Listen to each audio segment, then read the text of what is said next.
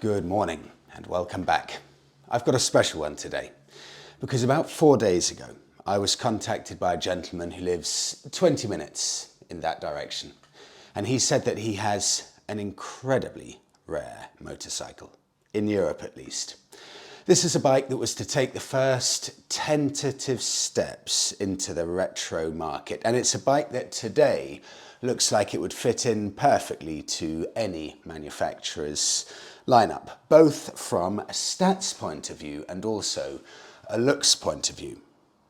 The thing that makes this bike interesting though is that it was made almost 30 years ago and only ever sold in one country.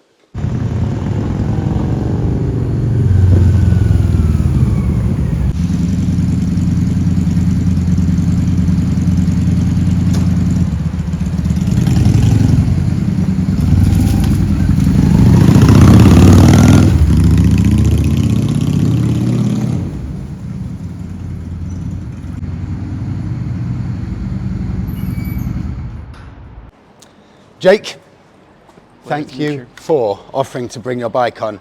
I've specifically not mentioned the bike name, and I won't mention it in the thumbnail or the title because I want to genuinely ask if anyone has any idea what this is. No. I'm sure 99% won't. This is the Honda VRX 400. Now, Jake, just while I do the intro before I get on to you, if there are any mistakes at all, you can correct me in a second. Sure. Produced in 1995 and 1996, but sold all the way through until 1999, until they'd sold all of the bikes that they'd made. This was only ever made and sold in the Japanese market. In essence, it was a bike brought out by Honda to entice those riders from the mid-1970s Hondas, the likes of the CB750, those kind of riders who are now lusting over a retro-looking bike, a soft nod to those kind of bikes. So this came out 20 years after the Japanese really took over the biking industry and got rid of all of those British bikes around about 50 years or so ago. But what I want to know, Jake, how does a bike that was only ever sold in Japan end up being here in Barcelona? Well, I bought it from the guys in Ukraine, which is where I'm from, and it's been imported from Japan to there. I owned it for like 2 years in Ukraine, and then I ended up here, and I imported it to Spain as well. So it's really rare. I haven't seen anything close to this, and I haven't seen anyone in Spain on the advertising sites. Like I haven't seen anyone having it, so nobody knows what that is, which is a bit of an issue because you want to service it and nobody says what that is, especially Honda dealership. So even if you go to a Honda dealer, yeah, they're like, or it's let VTX. alone a standard mechanic trying to service you're like, it. It's Honda VRX. It's like VTX. No, VRX. No, it's not possible. Well, they're not doing this kind of accent, but still, yeah. How do you go about sorting this out then? If you want to get the bike serviced, worked on, is the reality, owning a bike like this, it turns into a colossal headache? Actually, with all the other bikes, it's probably true. With this one, it's not, because most of the parts are from Honda Steed 400. The cruiser? Yep. Yeah. Yep. The engine is from that thing. There are a few unique parts that are still you would still be able to order them from Honda.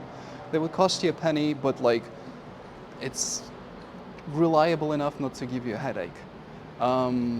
The biggest input that you would give it when you buy this kind of bike would probably be the general service and the carburetor rubber things. I forgot how they're called. Yeah. Because can you give us an overview on the specs, the stats of this bike, just so we know what we're dealing with here? Horsepower, weight. Horsepower. I think it was 34 or something. I'm not sure how many are left.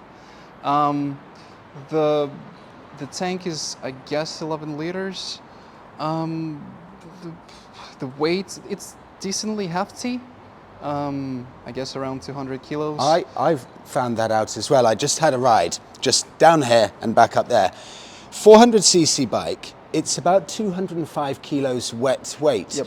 That's actually quite heavy even in terms of Royal Enfield type bikes. Yep. It feels like a proper substantial bike. Before I carry on, just Jake, can you jump on because I want to show this. This is a bike made only for the Japanese market, and the average height of a Japanese gentleman is 5'7", and let's say Jake's maybe 6'2" or something like that. You can see that it's really nicely set up for the slightly shorter riders, although the general proportions of it, it's lovely, isn't it? It's perfect. I mean, like I genuinely feel like Honda would be, in direct competition with all the modern classics right now if they had a bigger stock of these. Like I don't know why I would buy a new bike if I could get this one used if there was a stock of this. This is what I started the video by saying. I said that this bike almost came out 20 to 25 years too early. Because if you put this up next to the likes of the Royal Enfields, even the new Honda CL500 or the Honda Rebel 500, Yep.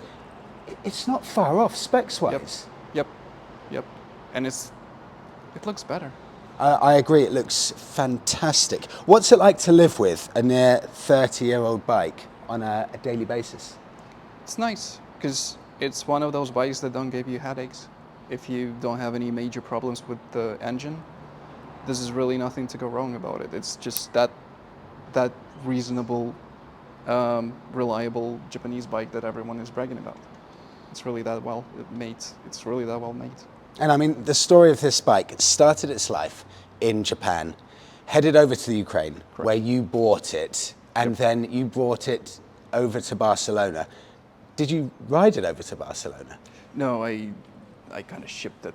Okay. I had to ship it. Would you trust it doing a long distance? I haven't given it that much of a long distance riding, but I would trust it. I think, define the long distance. If it's 1,000 kilometers, I think yes, because you can really fix it with a hammer in anywhere. But I'm like a urban rider, I guess, and I'm a bit cautious. I like owning this bike. I like everything about it. I like driving it around the city. I'm not that sold on doing long trips on the bike for a long time. What do you know about the history? Because I've said almost everything I know about it. What else do you know about the history of this? Because I spent an hour this morning trying to look at any kind of information on this bike. I found about 2 websites, everything else in Japanese, so it is almost impossible to figure out the history. Was this a sales success? Did it do well in Japan, for example? Is it now popular in the rest of Europe? I think it's popular in Western European countries only. I'm sorry, Eastern European countries only, because it's easier to import there. And I'm not sure whether it was a success. I haven't seen a large cult following in Japan. I don't feel like people are actually holding on to it that tight, because the prices were really it's either Honda CB400 or this bike. It's the same price in depending on the state, blah blah blah. But it's the same price range. I've seen the prices going up a bit lately, but everything else is going up still. So I think it's still underrated, rare, cheap bike that you can get, and if you fancy a bit of restoring, that's a lovely bike to have. Because I looked at the prices here, there's one available in the UK. It's about £4,000. It's roughly the same price as my Bonneville. So you in essence could have picked any number of other bikes.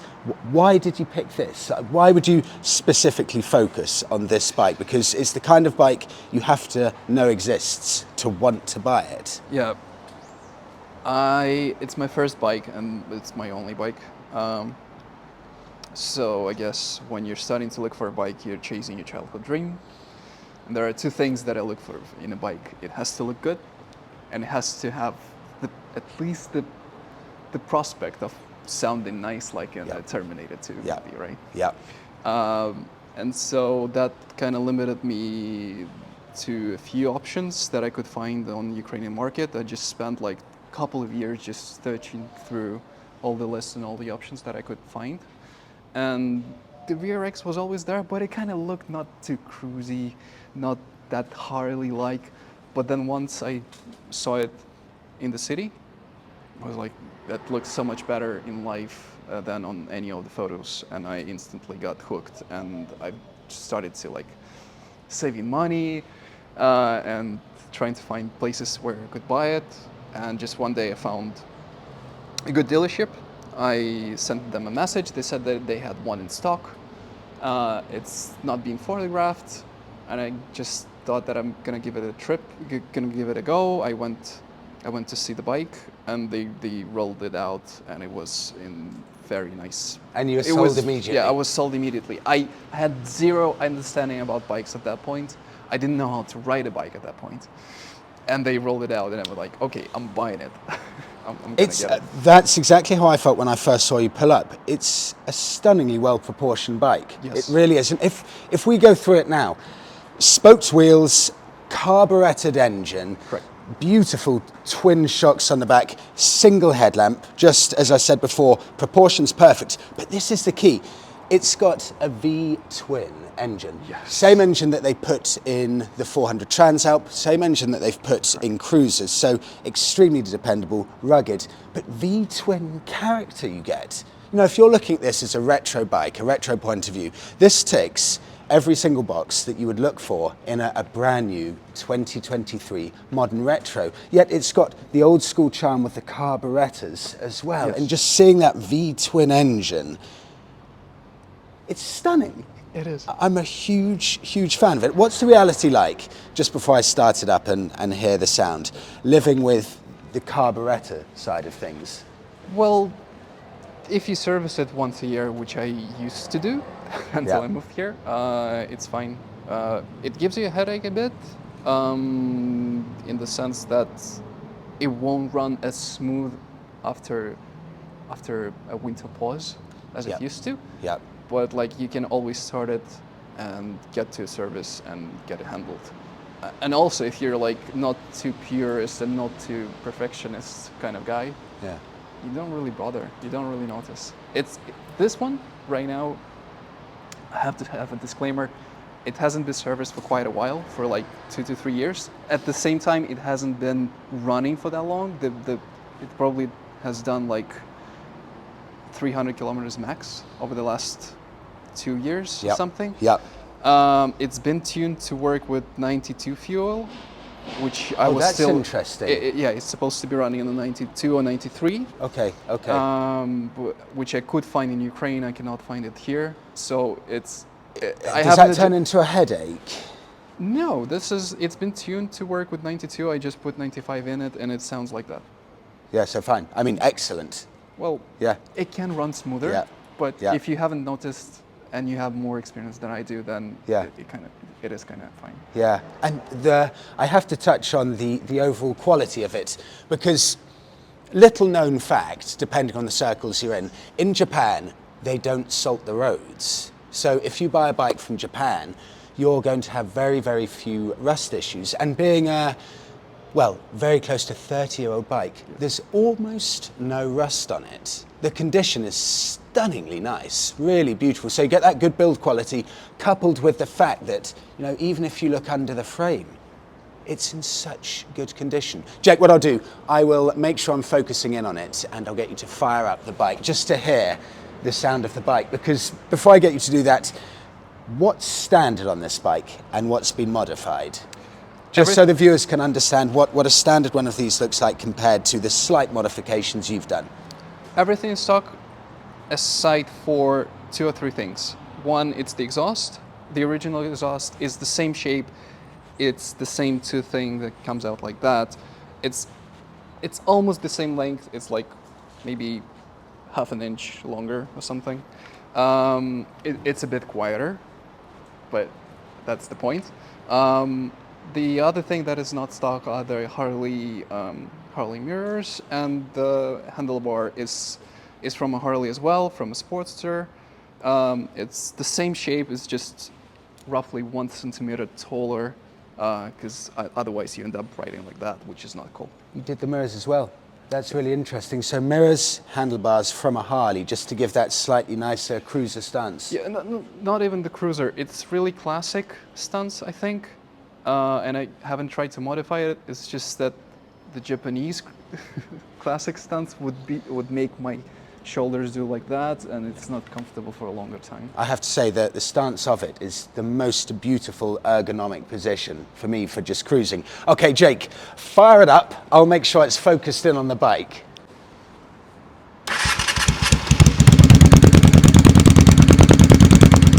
I always hope the microphones pick up how nice an exhaust is. Very, very understated, burbly, no rattles at all. Beautiful, understated sound. Music, music.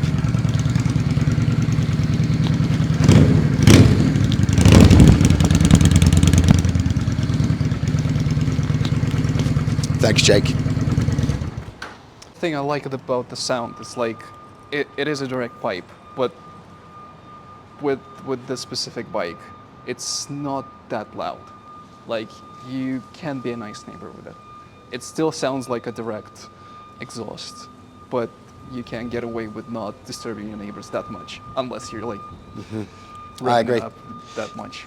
Jake, is it, having such a rare bike, I've looked at these across Europe. I think I found, just looking briefly, 2 of these for sale in Europe, just from a quick look. One for sale in the UK, and I've seen forums, but forums dating back 8 or 9 years with people saying, what is this bike? I just found this in the back of a shed, things like that. Knowing you've got such a rare bike, especially in Europe, is it a keeper? Yeah, for now, definitely. I cannot imagine selling it. I can imagine buying another bike and selling that other bike, but I cannot imagine doing anything to it. That would definitely stay with me until I can ride. Yeah. Which sounds pessimistic, but like, yeah. Yeah, I can imagine. I mean, if you imagine, just to wrap it up here, the era that this bike came out, if you think the original Fireblade came out in 1993, so this would have been sitting in showrooms in Japan early, mid-90s, alongside the Fireblade. And this was the very start of the superbike era, when everyone wanted faster and faster, more and more plastic, faster and faster, and that was the scene set for the mid-90s through to, let's say, 2008, 2007 or so. So for this to be a real sales success, it would have had the most incredible uphill struggle. It really was a bike that would have come out probably 26 years too soon. And put it in a showroom now, fuel injection, I guess, this surely across Europe would be a good seller. I mean, you put it next to the Royal Enfields, the Hondas of this size, not just this size engine is in demand now, but all of the stats. I mean, I've read online that this does about 87 miles per gallon, which in reality is exactly the same as the corresponding Hondas and the Royal Enfield. So we've got a bike here that was built 30 years ago that probably makes more sense now than it's ever made before. Jake, thank you so much.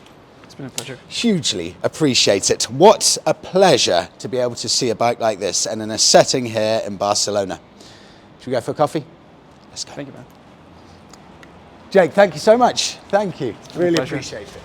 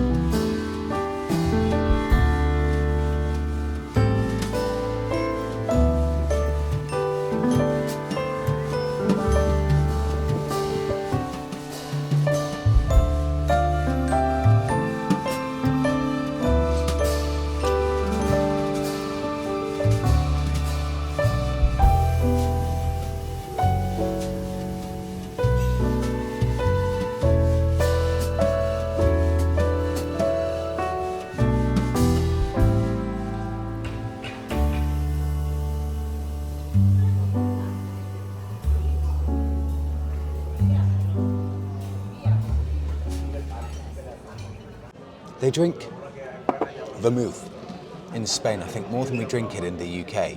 This is the second time we've had one of these. The first time was a year ago when we were staying in Barcelona, I think, for a month. And we asked what the speciality drink was, and it said vermouth. And I just asked here, what do you recommend? What's the speciality drink? And it said vermouth.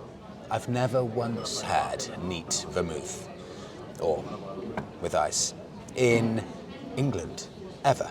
Not once ever. I've never considered picking up the shelf and just having vermouth with nothing else, but it's... I used to have it a lot when I was younger. Did you really? Yeah, always in Lithuania, yeah. It was my drink of choice. Fortified wine. I think that's technically it. It's delicious. I wanted to film a bit more, but I got lazy. I went to meet Tim from Biker B&B, and those of you who have been watching long enough, back in May/early June actually, when I went on the Highland Scramble. Tim is one of the founders of the Highland Scramble. He's the one with the Royal Enfield Himalayan that's been converted into a Scrambler type bike. They've just started a new, I've forgotten the name, I think it's maybe the Iberian Scramble, something like that. In essence, off-roading, stunning off-road tracks all around the Barcelona area, and actually I think even over to possibly Andorra, Pyrenees Mountains, 5-day tour.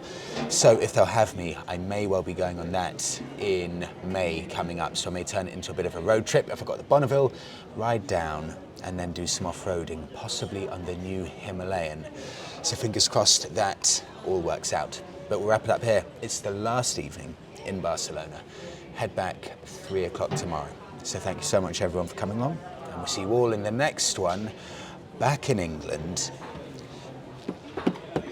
I've got a surprise, possibly, with regards to the Bonneville, so I'll keep you posted. Have a good one all.